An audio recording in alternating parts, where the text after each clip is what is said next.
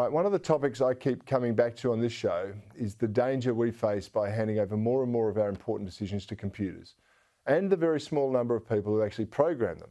And even tech guru and the world's richest man, Elon Musk, is sounding a warning.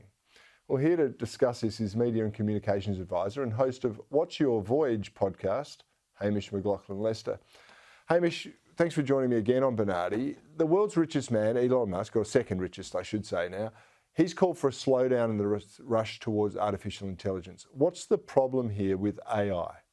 Well, thank you for having me on again. And so essentially, Elon, he signed an open letter with 27,000 other people. And I'm going to read from the 4 questions here.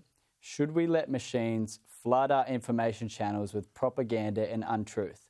Should we automate away all the jobs, including the fulfilling ones? Should we develop non-human minds that might eventually outnumber, outsmart, obsolete and replace us? Should we risk lose control of our civilization? I reckon most people would say no to all of those things, wouldn't they? I'd say so, but the thing is, and you're speaking about authoritarianism, this has the possibility of even rivaling the biggest power structures we have in the world, for better or worse, and actually rival everything and take over things. Because if an AI got loose and wanted to hack all the programs and shut down the energy of the world, it's a possibility. I got to say, I don't really understand it, right? I'm not sure how computers can become semi-sentient beings and run things, right? I'll leave that to the tech heads. But when someone who's really smart, like Elon Musk, says we need to pause development on AI, I'm torn between, okay, he's doing a service to humanity, or he's developing his own and he wants to catch up. Am I right to be suspicious? You are right to be suspicious. However, it does have it's like one of those things that if you let the cat out of the bag, we don't know what's going to happen. So we'd rather move and create some systems of regulation with foresight rather than hindsight, because it might be too late with hindsight. That's the issue. Yeah, one of the challenges also, Hamish, is we don't know what's true anymore.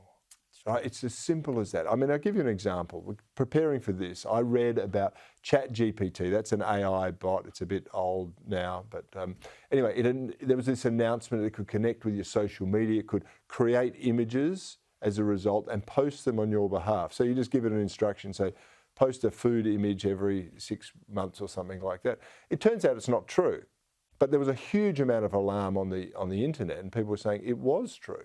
So how do we know what's real and what's not? We really don't. We have even photorealistic, computer games coming out that you mix that with deep fakes, and not only can, as last time I came on, we showed deep fakes of humans talking, but now we can we'll have the possibility to show whole situations. So say, you're getting carried out of here with handcuffs on. We could just create that artificially and it look real. That won't happen. It will be artificial, I can assure you at home if you think that. But that did happen to Donald Trump. But it also is, more practically for our viewers, right? There was this phone and voice hack scam, right, which put this woman in this really invidious position. I want to just play people the grab. And I hear my daughter's voice, and it says, "Mom," and she's sobbing. And I was like, "What happened?" And she's like, "Mom, I messed up," and she's sobbing and crying. And then I hear a man's voice say, "Put your head back, lie down." And then I'm like, wait, what's going on? And this man gets on the phone and he's like, "Listen here, I've got your daughter. This is how it's gonna go down. You call the police, you call anybody. I'm gonna pop her stomach so full of drugs, I'm gonna have my way with her and I'll drop her off in Mexico." And at that moment, I just started shaking. I'm like, what? In the background, she's going, "Help me, Mom, please help me." All right, Hamish, this is the stuff of nightmares for any parent. How do we overcome this? How do we protect ourselves from it?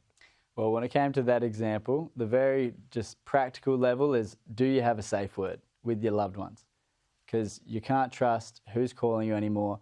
We've had scammers call us from numbers and then we go, "I don't know this number." We call the number back and it's just some random, they're like, "I didn't call you." So there is the possibility of calling from even your number and now they can be your loved ones. So it's really what's next, It's a scary world. We've got to make sure that people are prepared. So have a safe word. If your kids are in trouble, they can let you know. Hamish MacLauchlan Lester, thanks for joining me on Bernardi once again.